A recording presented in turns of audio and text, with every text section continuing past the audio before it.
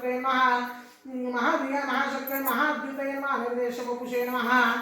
श्रीमते नमः मे आत्मने नमः महागुरुत्वये महेश्वासाय वर्तते श्रीनिवासाय नमः सांगते नमः अनिरुद्धाय नमः सुरानंदाय गोविंद गोविंदानंदे मरिचेतमनाय हंसाय नमः सुपर्णाय भुजगोत्तमाय नमः हिरण्यनाभाय नमः चूतपसे पद्मनाभाय नमः भुजगोत्तमाय नमः भुजगोत्तमाय नमः हिरण्यगर्भाय हिरण्यनाभाय नमः चूतपसे पद्मनाभाय नमः प्रभवे विश्वकर्मणे नमः त्रष्टिये नमः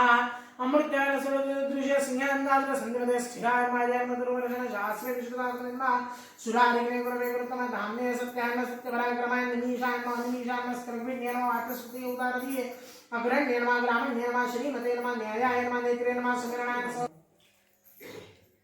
प्रार्थना पूर्वक नमस्कारोमि घंटानाद करायचा घंटानादम कुर्यात घंटानादम कुर्यात हातावर खाली पाणी सोडून द्या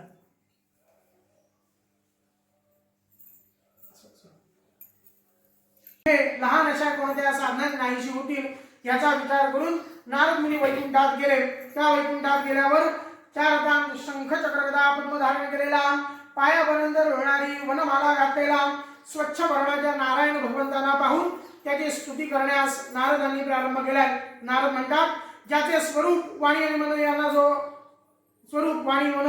यांना जो न कळणार आहे जो अनंत शक्तिमान आहे तो उत्पत्ती मध्यनाश यांनी रहित आहे मूळचा तो निर्गुण आहे निराकार आहे जगाच्या आरंभकाळी जो फक्त 3 गुणांचा स्वीकार करतो आणि जो सर्वांचा मूळ कारण असून भक्तांची सर्व दुःखे नाहीशी करतो अशा नारायण भगवंतांना माझा नमस्कार असू दे नारद मुनींनी केलेली अशी स्तुती ऐकून भगवान विष्णू नारदांना म्हणतात भगवान म्हणतात मुनिवरा आपण येथे कोणत्या कामासाठी आलेला आहात किंवा तुमच्या मनात काय शंका असल्यास प्रश्न असल्यास विचारा मी त्या शंकेचे किंवा प्रश्नाचे समर्पकपणे उत्तर देऊन निरसन करीन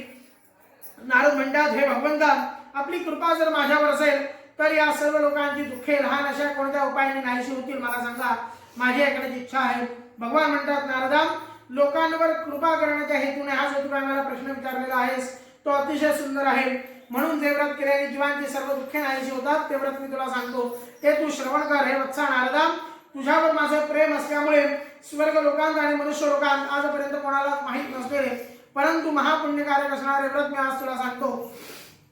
या व्रताला सत्यनारायण व्रत असे म्हणतात हे व्रत विधीपूर्वक केले असता व्रत करणारा मनुष्य या लोकी सर्व काळ सुख उपभोगून शेवटी तो आनंद रूप मोक्ष पदात जातो भगवान विष्णूचे भाषण ऐकून नारद मुनी विष्णूंना म्हणतात हे नारायणा या व्रताचे फल काय याचा विधी काय हे व्रत पृथ्वीवर पूर्वी कोणी केले होते मला सर्व विस्तार करून सांगा त्याचप्रमाणे हे व्रत कोणत्या काळी कोणत्या वेळी करावे ते देखील मला सांगा असे नारदाचे भाषण ऐकून भगवान म्हणतात नारदा हे व्रत दुःख शोक यांचे नाश करणारे असून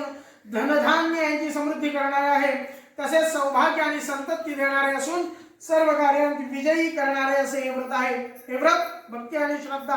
यांनी युक्त होऊन ब्राह्मण आणि बांधवांचा धर्मावर निष्ठा ठेवून प्रदोष काळी केल्यास पौर्णिमा संक्रांत अमावस्येस केल्यास तिथी पर्वकाळ पाहून केल्यास रानात ज्या ठिकाणी गायी वासरे एकत्र बसतात अशा गुरांच्या गोठणीवरती केल्यास नदी किनारी केल्यास समुद्र किनारी केल्यास किंवा एखाद्या पवित्र मंदिरात केल्यास त्याचे महत् पुण्य सांगितलेले आहे केळी दूध शुद्ध तूप साखर गव्हा सर्वा यांचा केलेले तरी गुळ घ्यावा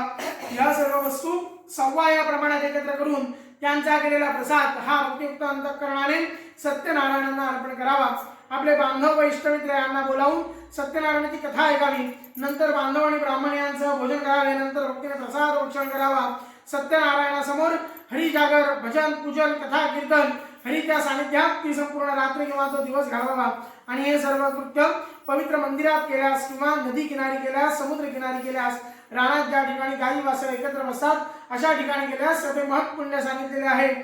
पूर्वी सांगितल्याप्रमाणे भक्तिभावाने व्रत केल्यास मनुष्यांच्या सर्व इच्छा पूर्ण होतात आणि कलियुगात सर्व जीवांना दुःख नाशाचा एक सोपा आणि साधा उपाय भगवंतांनी सांगितलेला आहे इथे श्री स्कंद पुराणे रेवाखंडे